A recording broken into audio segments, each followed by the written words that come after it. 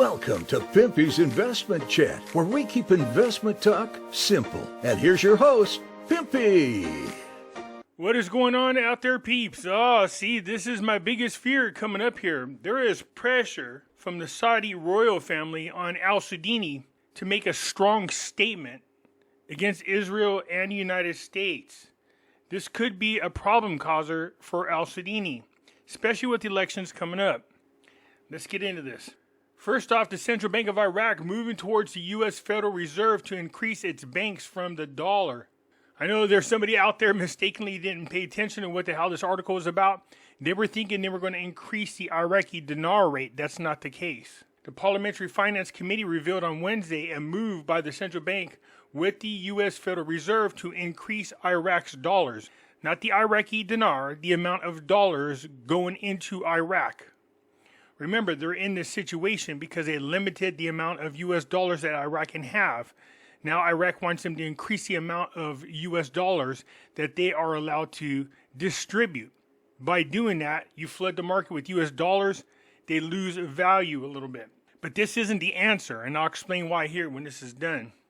A statement by the committee followed by the news said that the external and internal factors are beyond the crisis of the dollar exchange rate fluctuations, stressing that the governor of the Central Bank of Iraq is working hard to solve these problems in order to reach understandings with the U.S. Federal Reserve to increase Iraq's dollars, as well as confront speculators and brokers internally. Because Iraq does not have dollars, they have dinars. The statement called on citizens to support the actions of the policies of the central bank because the crisis needs the severe efforts of anyone. The Finance Committee is in a consistent contact with the Central Bank of Iraq and other concerned authorities on the problem of fluctuation of dollar selling prices and supports all steps and measures that would restore the stability of the exchange rate, pointing out that the providing several intermediate and future proposals in this regard with the aim of finding alternative and effective solutions to this crisis and in a way that preserves the Iraqi dinar's strength and also maintains the strength of our cash reserves of hard currency. So let me tell you why this won't work. If the people that are causing this problem are after the US dollar, all you're going to do is allow them access to even more dollars. Their goal is to take these dollars and send them into countries that are under sanctions. Sure, this might work for a little while, but all you're going to do is end up increasing the amount of dollars that are being smuggled out. The more I think about this, the more I'm more than positive that the right move would be to increase Iraqi dinar exchange rate at the same time slightly increasing the amount of dollars Iraq has access to. Because just increasing the amount of dollars that go into Iraq isn't going to do it. It'll do it temporarily, but then it'll go right back to the problem they're having in the first place. Between a rock and a hard place, Sudini's U.S. dilemma over Gaza, as Israel crosses red lines set by the resistance, and neutral Baghdad is caught between Washington's endorsement of Israel defending itself and Iraq's resistant factions gunning for American regional defect.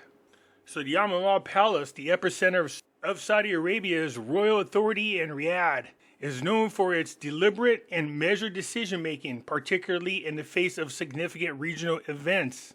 But Israel's self-defense against Gaza provided an exception, warranting a rapid dispatch of Foreign Minister Prince Farhan to Baghdad within a mere 48 hours after the Hamas attack on Israel. After the Hamas attack against Israel was launched, this is far from coincidence. A large subset of Iraqis support Hamas. Likewise, it is noteworthy that the Iraqi Prime Minister al-Sudini revealed a discussion point that was visibly absent from the White House statement on his October 16 phone call with the U.S. President Joe Biden. Specifically the part where the Iraqi leader expresses that the continued aggression in Gaza steers outrage amongst the people in the region. These two incidences lay bare Iraq's state of confusion.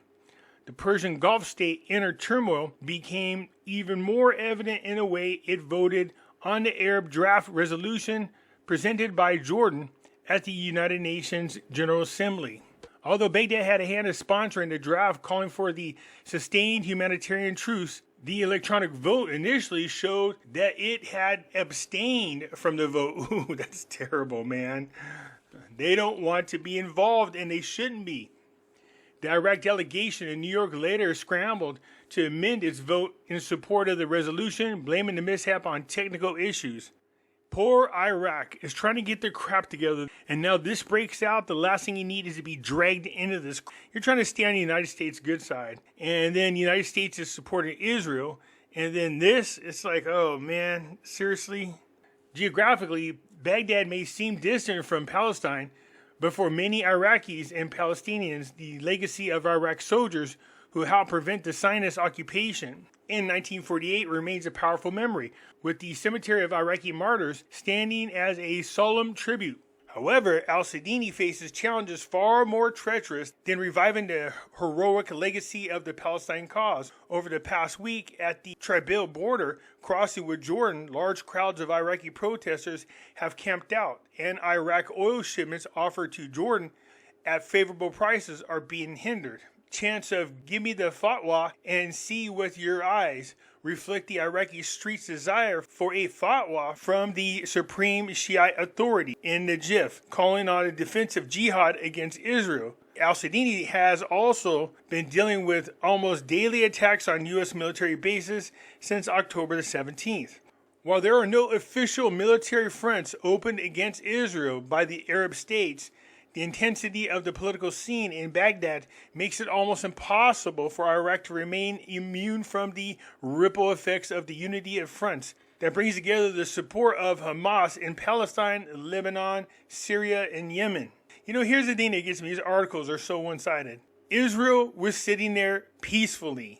Nobody told Hamas to attack Israel. And then when they attack them and Israel responds, after decades of having missiles launched at them, while Hamas hides behind civilians, of course, there's nothing more you can do about it. If you're Israel, you're going to attack. If the women and children get killed, whose fault is that? I know it's easy to point your fingers at Israel, but when you have a terrorist group within your country who hide behind civilians and hospitals, and you have no choice but to defend yourself, these things become targets. Sure, the people are innocent. They don't deserve to die. But if Palestine was smart, then what they need to do is start pointing out Hamas members. Get rid of them. Find a way to get rid of them. Work with countries around you to help get rid of them. If not, this is the repercussion. That's like having some little asshole at school come up and punch you in the face. Then when you go to fight back, you got a bunch of people going, oh my God, why are you picking on the little guy? You're so much bigger. You shouldn't beat him up. What do you mean? That little asshole keeps punching me in the face. And I've been doing nothing about it. Now that I'm tired of it and I want to do something about it, now you got a bunch of people calling you the bully.